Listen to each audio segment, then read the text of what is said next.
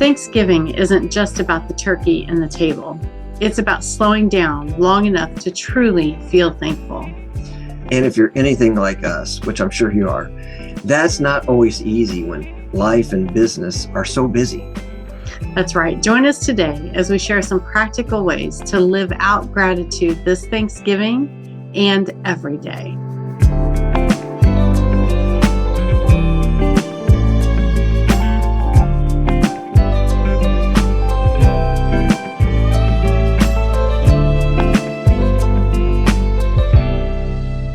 Hey, welcome everybody to the Side by Side Business Podcast. We're Larry and Sue, and we're your hosts for episode number 50. What? This is like a monumental episode here for us. Perfect timing. It is perfect timing because that's another thing for us to be thankful for. And this is the Thanksgiving 2025 episode. But if you are listening to this after Thanksgiving, stick around because there's going to be a lot of great tips and such that we're going to be sharing just about how to be grateful, to demonstrate gratitude all year long. That's right. Yeah. And honestly, Thanksgiving has always been a big deal to us. Mm-hmm. I mean, you said it. It's like my favorite holiday. Yes. It really is. And I think it's the history of it. I mean, not going to lie, I love the food too, but just the history of it. And we really made this a big holiday for our family. Mm-hmm. And when our kids were young, we went through a lot of effort to make sure that we were teaching them the true story of Thanksgiving. I did a lot of research and I love digging into that and such. And so we're going to share a little bit of that today as well. And maybe this is something that you can even use if you've got young children or maybe grandchildren in the home, and you can share some of these stories with them as well. You want me to share that scripture that we talked about? Yes, definitely. Yeah. So in 1 Thessalonians 5, chapter 5, verse 18, but I'm going to go back to verse 16. It says, rejoice always, pray without ceasing, give thanks in all circumstances, for this is the will of God in Christ Jesus for you. So not just one day a year? No, always, in every circumstance. So what we're going to do today then is we're just going to take whatever amount of time that we end up discussing this today, and we're going to talk about what like real Thanksgiving gratitude, what that looks like. And we're talking about in your faith, in your family, in your marriage, and in your work or your business, whatever you do.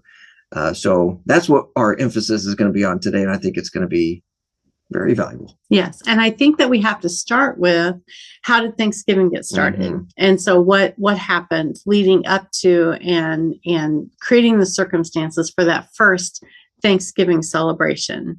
And so we're going to do just a little history lesson here. And so this is really amazing when you think about it, all the way back in 1620. So 405 years ago now. That just right. seems so wild for me to say.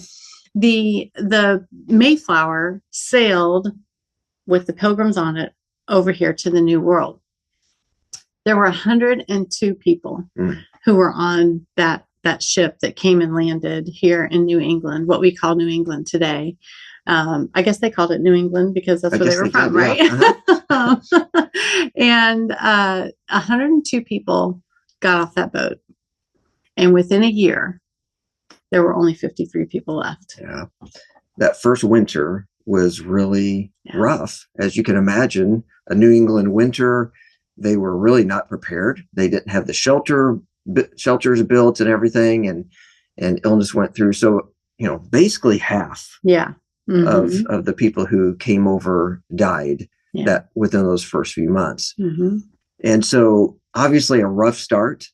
And boy, we're going to talk about why they came and such in just a little bit here, but they came for really good reasons. And I'm sure that there was a lot of discouragement. I just wonder, like, how many people who are listening or watching are like, I'm doing what I think God is telling me to do, but we're not getting the results. Right. Things aren't happening the way I expected them to happen. I'm sure that the people who came over on the Mayflower knew that it was going to be hard. Right. But they had no idea what they were going to endure. And despite everything that they endured, including losing half of the people that first winter, they still held on to their faith. They did not turn their back on God at all. All right. So then as they got into the spring of 1621 and they started to be able to start building some structures and different things like that, and obviously they had decided to start farming the land. There were no restaurants there. No, there were no hotels or anything like that. The drive-through. Couldn't go through the drive-through. So they had to start, raising some food there, right? And growing some food. And that's whenever God just provided in just so many miraculous ways. But there were the Native Americans who were in that general area. And actually there had been a tribe exactly where they landed. And that tribe had completely died off before they got there. Except for one who was not in the area at the time. And he, whenever he came back, his name was Squanto. Squanto was a hero, and he learned of his tribe's demise. Can't even imagine that. Like his entire all of his people, family, literally his tribe had all perished, and with a great illness. And so he was just purposeless is what he would have felt, I'm sure. And could have been. But whenever he saw the Pilgrims there, he decided he had learned English. Yes. Again, another miracle. He had learned English, and so he was able to communicate with them. And then he taught them some farming techniques that were effective in that part of the country. And the Pilgrims probably would have never figured that out on their own. It was stuff like they would plant the corn and mound it up, and then you put a dead fish there. And as it decomposed, it fertilized the plant. And they ended up getting a great harvest. So that in 1621, the harvest was so plentiful that they held a 3-day Thanksgiving feast. And that Thanksgiving was to God. Yes. So they were thankful for their Indian friends, no doubt about it, because it was not just Squanto. They had a peace treaty for something like 40 years with the local Native American tribe.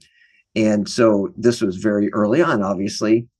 So in October of 1621, they were holding that Thanksgiving feast, thanking God for how he had provided, and they invited the Indians to come. And so when they were there, they ate a lot of food. They played sporting events. All right. So football is okay on Thanksgiving. That's right. Although instead of playing sporting events now, most of the time we roll from the table over to the couch and then watch. But anyway. But leading up to that, like I think it's good to talk about. So we talked about that first year. They not only experienced so much loss in so many people dying, but food got so scarce that for a period of time, I don't remember exactly how long it is, but for a period of time, each person got 5 kernels of corn a day. Like, I can't even imagine that. To go to say, here's your sustenance for the whole day is 5 kernels of corn. And yet God miraculously preserved enough of those people through that they were able to then create the foundation for what became America. So what they would do with that then is, before that big Thanksgiving feast, each plate would have 5 kernels of corn on it. And of course, that would be very fresh for them. But also, as newcomers would come to the New World, then they would also participate in that. And that was a way for the Pilgrims to pass that story down and to tell the next generation, which we're commanded to do, like in Psalm 78, for example, and other places in Scripture. And so that's something that we did as a tradition also when the kids were small. We, the turkey sitting in the middle of the table and all the fixings around it, but on their plate would be those 5 kernels of corn. And then we would tell that story as we were preparing to pray before the meal. And it was really some very powerful moments. I think that those were things that I should ask our kids about that this Thanksgiving and see what they remember about it. That would be. Honestly, most of the time when we bring those type of things up to the kids, they do remember those. Even though our youngest is 19 now. And so anyway, yeah, I suspect that they will remember that tradition that we did for many, many years. Yeah. And so that reminder, putting the 5 kernels of corn on the plate, is the reminder to be thankful for God's provision always. Right. Even when it feels like it's not enough, because he makes it enough. And we've had so many times in our life where things were really lean. Yeah. Like times were tough as far as financially. Maybe there are some other just busy seasons or whatever. Health struggles. Yes. Yeah. And at some point we'd sit down and go like, look at our plates. Our plates are full. We have really too much at times. And so we could share with others and such. And we're like, we are so blessed to have this abundance that we have. And so that mindset of being grateful is just really important all year long. Yeah. And of course, one of the ways that we taught our kids about Thanksgiving, that first Thanksgiving, was reading the book written by William Bradford about that experience. So firsthand account of what had happened. Right. So that book is called Of Plymouth Plantation. I highly recommend it. Definitely check it out. It's a little bit difficult to read as you get started in it because of the Old English. Right. It feels a little clunky at first, but do it for a little while and it becomes very natural for you. So let's share a quote here from it. Get them a little used to it, warmed up to the language a little bit. Good. I love this quote. He's talking about why they did this. He said, so why they came to America, because so much misinformation is out there. And one of the common reasons why it's stated that the Pilgrims came to America was for religious freedom. But actually, after they had left England and went to Holland, they had religious freedom there. So there must have been another reason. One of the reasons was because in Holland, it was a godless country at that time. And so they were worried about the influence on their children.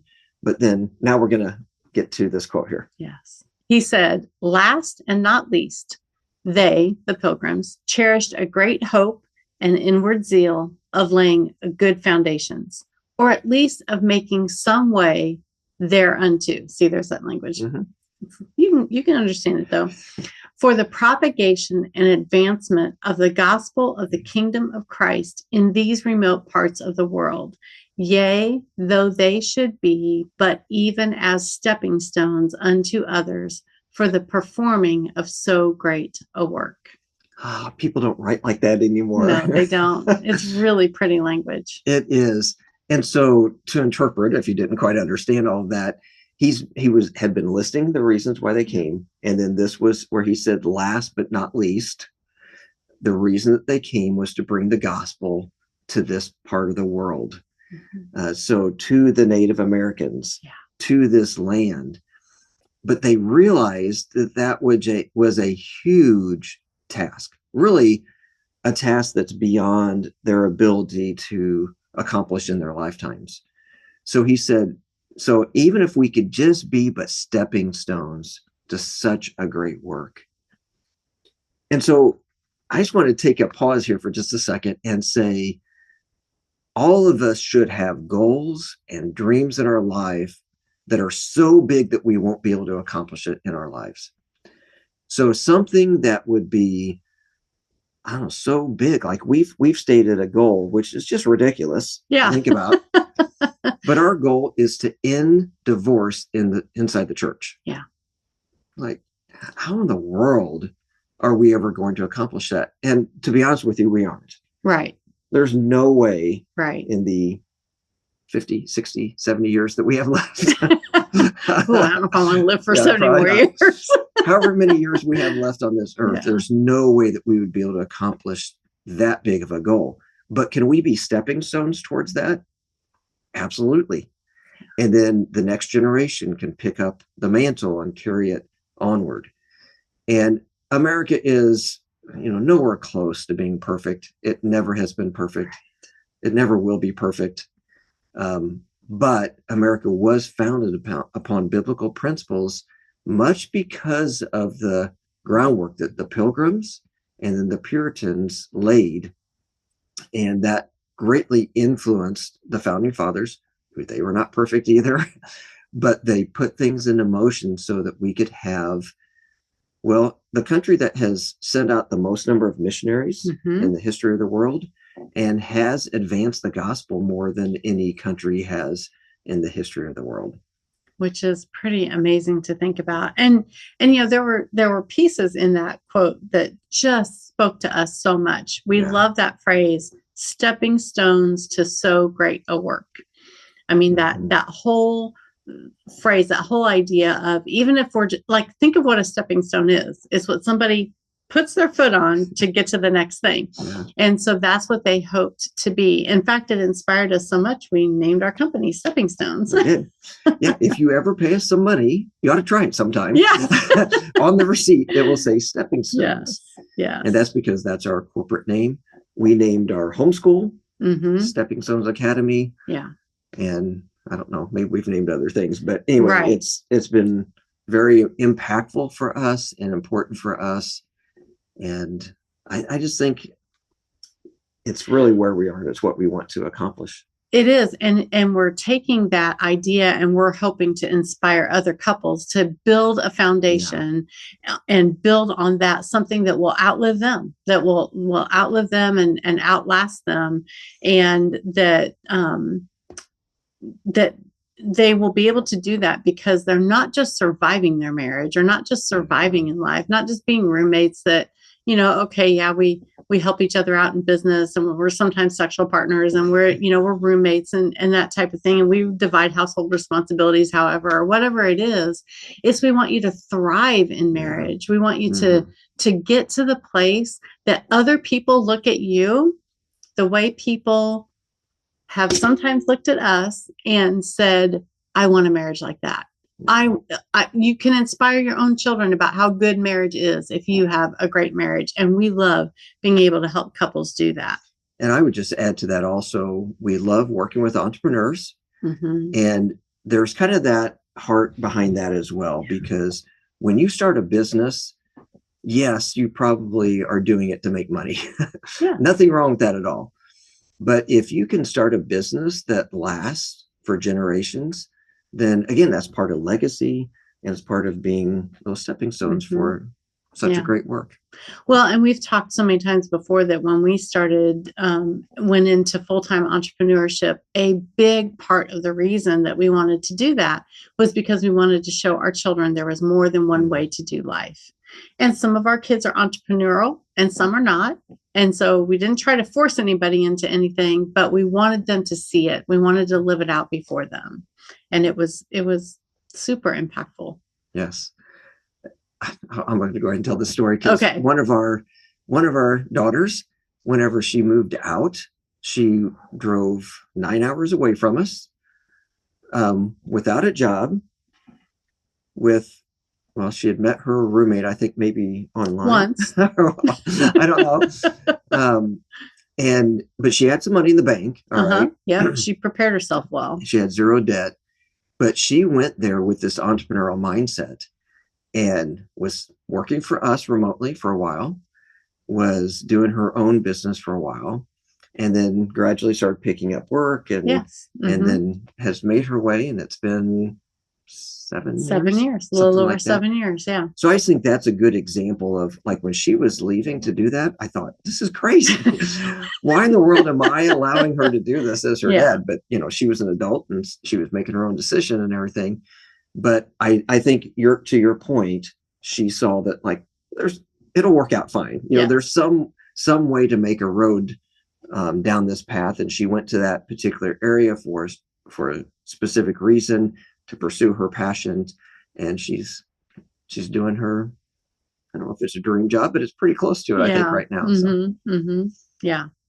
And so, we're talking about gratitude, and we're talking about not just on Thanksgiving. I mean, obviously Thanksgiving is kind of a time that, yes, everybody's mind is on being thankful, being grateful, giving God our gratitude for what he has done for us over the last year. But in reality, Gratitude and thanksgiving need to be a daily practice. That's how they really affect your life and how you affect other people's lives. It really is a daily discipline. So there's some things, there's a reason for that, for you to be grateful, is that it pulls you out of selfishness. It helps you to focus on other people. It helps you to focus on God and think about, what has he done for me? It's the count your blessings, and when we do that, it's impossible to remain bitter or to be angry, or all the negative things. When you're grateful and you're expressing gratitude, you're not going to be all the negative things that you can be. Right. And I've mentioned this before in the podcast, but it just fits so perfectly right here.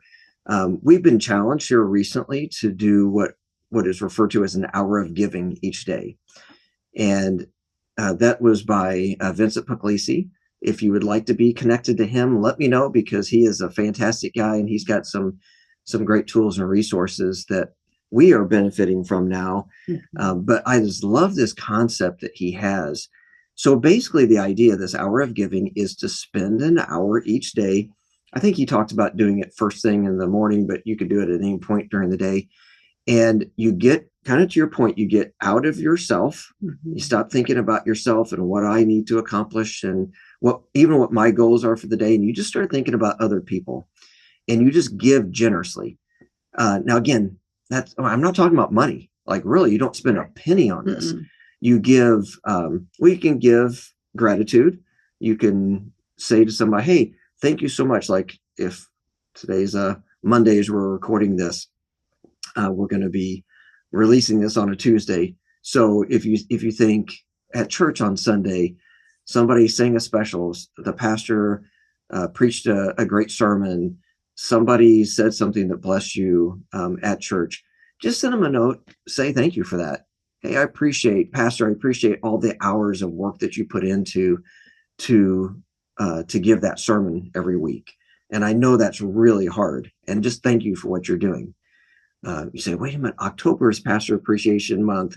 I can't say something nice in November. Hopefully that is funny to you. But yeah, say something nice to somebody who blessed you. And it doesn't have to be from church. It could be whenever you see somebody at the grocery store or something. Do you want to tell your story about the grocery store? Oh, okay. I wasn't really ready to tell that, but Sue's going to cry. Get myself calm. Do you need a minute first? Story. I might need a minute. Okay, I'll give her a minute to think about that, because I did just spring this on her, but it's a fantastic story of, anyway, it fits in really well. So that hour of giving, literally it can be going out and sending somebody a Facebook message or sending somebody a text message. It could be leaving them a voicemail on their phone, because most people don't answer their phones anymore. Or just placing that phone call. And if you get on there and talk to them for the whole hour, that could be fantastic.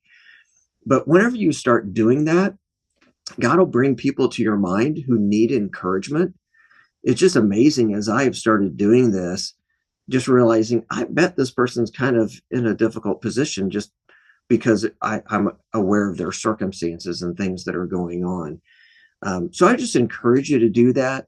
Again, sometimes some of the best forms of gratitude you can give to people who are producing content is a like or a comment or following them and subscribing to them. So, hey, by the way, like and subscribe here. That would be very, very encouraging to us as well.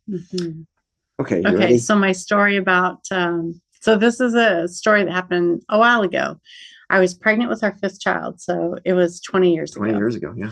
And I had been really down before this. Pregnancy hormones and all that kind of thing. I had been down, and I had to go to the store with the kids. So I put the other 4 kids in the van and we go to Aldi, and I'm working my way through the store, and I've got one child who always wanted to run ahead. So I'm yelling, come back here. I've got another child that never wanted to keep up. Come on, join us. And I had another 1 or 2 in the cart, and one's always asking questions, and I'm answering questions the whole time as I'm trying to fill out my list and everything.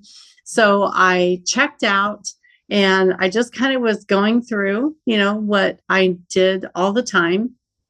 And as at Aldi, you bag your own groceries. And so as I was bagging my groceries at the counter, I hear this person behind me say, "Excuse me, ma'am. Excuse me, ma'am." And then I realized they were talking to me. And I turned around, and right in my face, I saw a bouquet of fresh flowers. Aldi sold fresh flowers. And she said, "I want you to have these." And I was like, "What?" And she just shared, she said, "I've been watching you with your children, and you have been so good with them, and you are so kind, and you remind me of my own mother, and I really miss her, and I just wanted to encourage you with these flowers." And so that was a huge encouragement to me. And you're not going to believe it, but my favorite flower is a yellow rose. And there were yellow roses in that bouquet. And I just thought, oh, I had prayed specifically that morning, "Lord, I need some encouragement. Show me some way to keep going." And boy, did he answer big that day. It was huge. And just to think about, from that random person, we don't know. Yes, I have no idea who it was. The poor woman. My jaw was on the floor. I took the flowers. I was just staring at the flowers. Like, I don't even really remember exactly what she looks like. And by the time I thought to say thank you, I looked up to say thank you, and she was long gone. And yeah, I never saw her again. But so this anonymous lady who we wish we knew her name, we wish that we could reach back out and say thank you to her. God knows her name. Yes. Yeah. Just that little act of kindness, and just how impactful that was for you. Yeah. And how impactful it still was for impacts me. Hopefully this is impactful for you now. Yeah. 20 years later, that gift is still giving, and that probably cost her, I don't know. It's like $3. I'm going to say it was $1.50 back then. It's $18 now with inflation, but so it didn't cost her much. It took her a few minutes. So could you do that for somebody?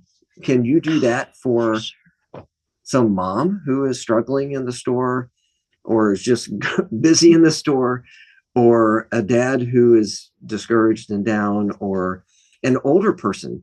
Sometimes we just forget the older people in our life. And can you just reach out with a phone call or a visit to the nursing home? Or it's not that hard. No. But that's how we can display gratitude. And then that just it's a snowball effect. Oh, it just keeps going. Keep going. So you talked about the hour of giving, and we tend to do that at the beginning of the day. One of the things we do at the end of the day is we keep a gratitude journal. Right. And so it's just a little notebook that we have sitting by the bed. We each have our own that's sitting by the bed, and we just pull that out. And at the end of the day, we write down 3 things that we're thankful for that happened that day.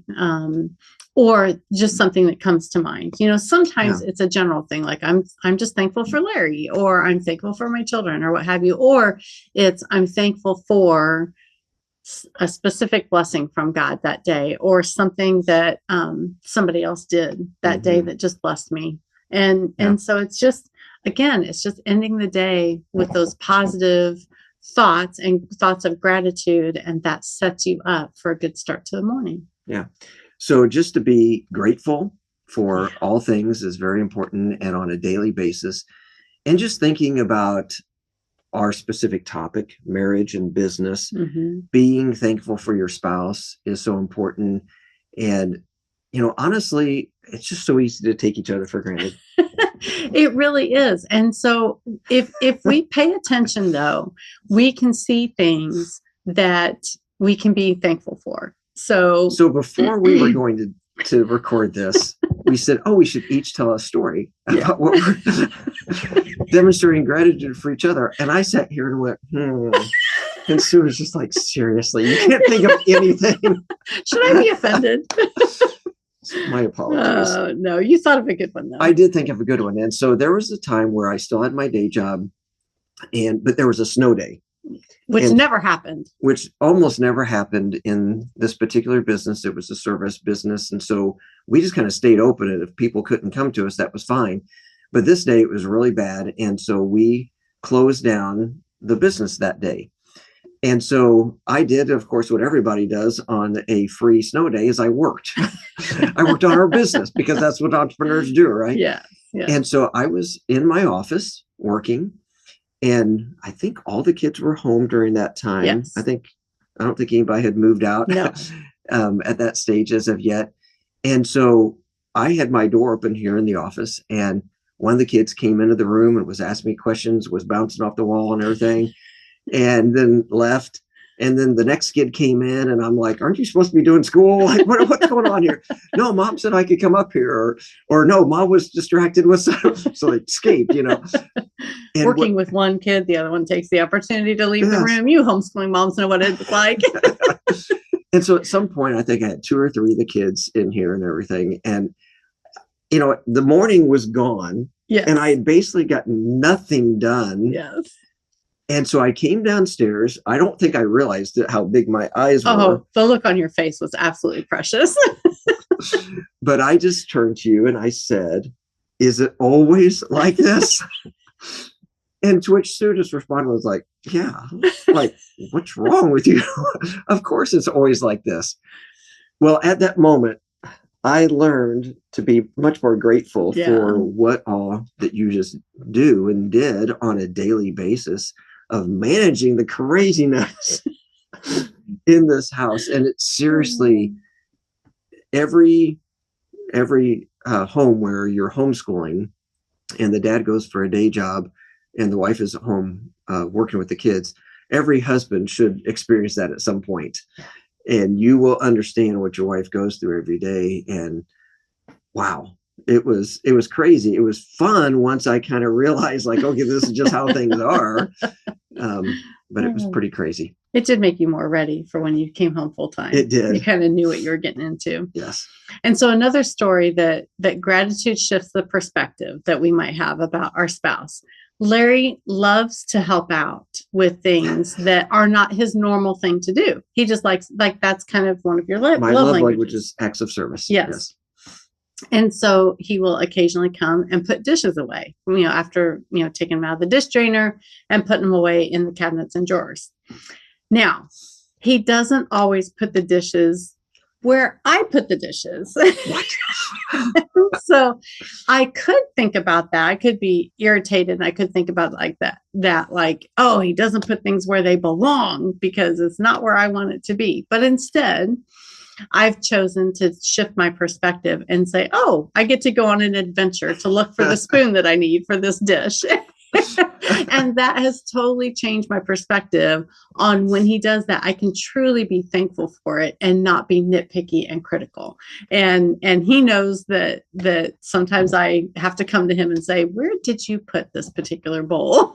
So I can't find it. The real problem is whenever the kids move out of the house, I've got nobody to blame anymore. At some point, I remember thinking like, oh, this is going to be, because I think that you saw that something was the wrong spot and you said something about the kids, like, just don't pay any attention. I was just like, these kids, I tell you. I think I fessed up, but I was just like, yeah, when the kids move out, there's going to be nobody else to blame but me. So, yes. And so when we can think about changing our perspective every time we're tempted to be irritated over something, every time we're tempted to think negatively about something, if we can figure out how we can be grateful for that or grateful in that, it will completely change our attitude and it completely changes our day. So even on days when business is hard, when you remember that the business that you have is a blessing from God and not a burden, even though there are some tasks that may feel like a burden, even though there are seasons where it feels more like a burden than a blessing, it is still a blessing. God is still working through that business into your life and changing you with what you're experiencing. And when you can be grateful for the growth that he is bringing to you, you can endure anything when you think that way about it. Yeah, I love that. Good point. And so as we kind of then change the focus a little bit back to like this Thanksgiving holiday, Thanksgiving Day, because we realize that there's a lot of complicated situations that will be occurring on Thanksgiving Day with family and such. And that is that's a rough spot to be. Mm-hmm. And so we're very sympathetic to that. And we want to maybe just kind of give a couple of tips here and just some reminders, maybe. The first thing is truly just to slow down. Yeah. And that is tough whenever you're hosting and you've got a bazillion things that are going on. Mm. I would just say to you guys out there, be thoughtful about what your wife is doing as far as if she's preparing all this food and such, and maybe walk into the kitchen and say, is there anything I can do to help? Because seriously, maybe taking the trash out or something that even a guy can handle. Now, some guys are going to deep fry the turkey. That's some true. guys are going to be doing, some pretty major things. So yes, slowing down. And part of that is just so you can be present. So you can be in the moment and really be thinking about and giving time and energy to thinking about what you have to be grateful for, including your family. And if you have a difficult family situation that you're walking into, there's a few things you can do to help make the day go better than it would be without these things, without having this attitude of gratitude. And one of the things is pray.